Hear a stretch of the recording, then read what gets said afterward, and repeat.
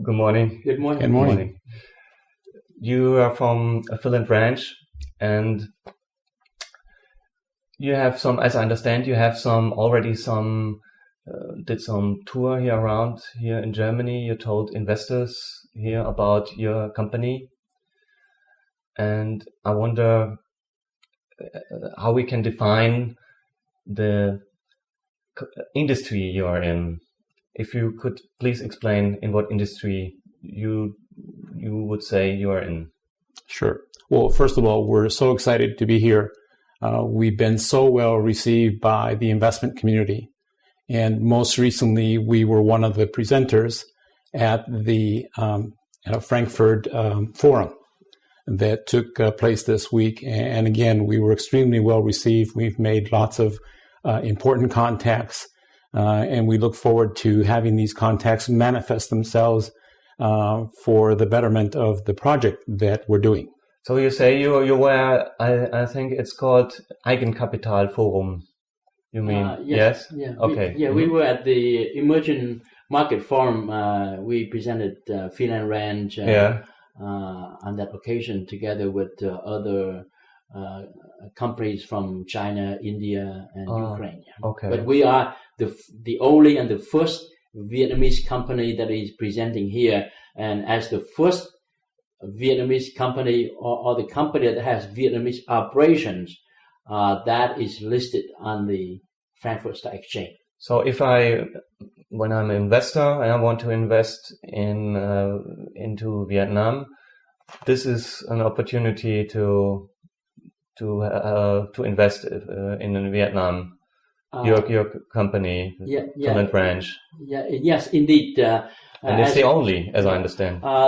There are also a couple of private equity funds or listed funds, but those funds, invest into different companies as a portfolio, not a focused operation like what we have. We are the first and only operating company that is listed here in the Frankfurt Stock Exchange from Vietnam. So purely Vietnam investment.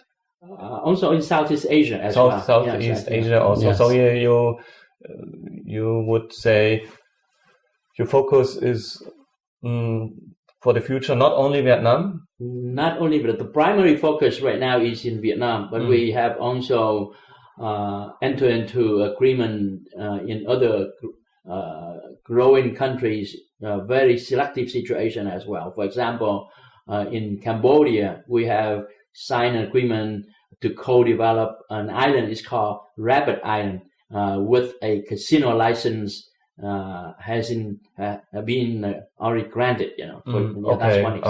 Okay. Yeah. But the core of our project is Philand Ranch in central Vietnam. Yeah, exactly. Is the core. Okay. Yes. Okay. And as I understand, it's not only for tourism you plan, but also industry. There, for the larger plan, as I understand, there will be services and shops in an area you plan. You have licenses and permits. Correct. The relationship of how this got started is that Mr. Henry was born and raised in the south central part of Vietnam, and he was invited by the leadership of the country to come and make a proposal on the highest and best use of this type of property. Now, there were other larger developers in the area at the time, but Mr. Henry brought in his international expertise of design, build, operate, and market. So what turned out to be, when we made our presentation to the leadership of the country that they fully embrace, is we said, first of all, look, we don't want to be like other developers that come in and build and make their profit and they run. We feel that we have a greater obligation to the people of Vietnam by coming alongside them to help equip and train. This opportunity was born from a mandate of the government in the year 2005, because the GDP rate in the country was higher in the north end, which is Hanoi, and in the south end, which is Ho Chi Minh City. And so the central part of Vietnam, with all this beautiful pieces of property, was left lagging behind GDP. So the country said, look, we have such beautiful beaches and we have such a large tourist numbers in this area. We will designate now central part of Vietnam as a tourist destination. When that happened, what opened up was that tourism follows commercial and industrial, and it also follows residential. So there are three major components that come together for this wonderful project. Now, when we started, we didn't start with the land, but we started with the new understanding of the way that people want to live today. They have places to live, to work, and to play. So that's what happened. We learned this new understanding of what people want and how to live in these places. So the intention of the government, local government, and the central government, thank you, is to develop, also to give people some work there, and that's why you get, as I understand, also some tax reductions, incentives. Oh, sure. Yeah. Absolutely. So then we came to mind and we said, look, we believe that today's most successful real estate projects are planned communities. We invited the delegation of Vietnam. There were 15 in leadership, and we invited them over to the U.S. to show them what the most successful projects, real estate projects today, what they look like, how long they take to develop. So we showed them one that's eminently successful in the U.S. is called the Irvine Company, and the other one is called the Summerlin Project in Nevada. The Irvine Company being in California, the Summerlin Project being in Nevada. So we brought in the delegation. We said, this is what we're thinking for executive housing. This is what our commercial and industrial buildings would look like and the type of businesses that we'd be drawn into. Then we showed them the various other things like education and like hospitals, which are all things that people that are well-to-do, willing to move into an area desire very, very much.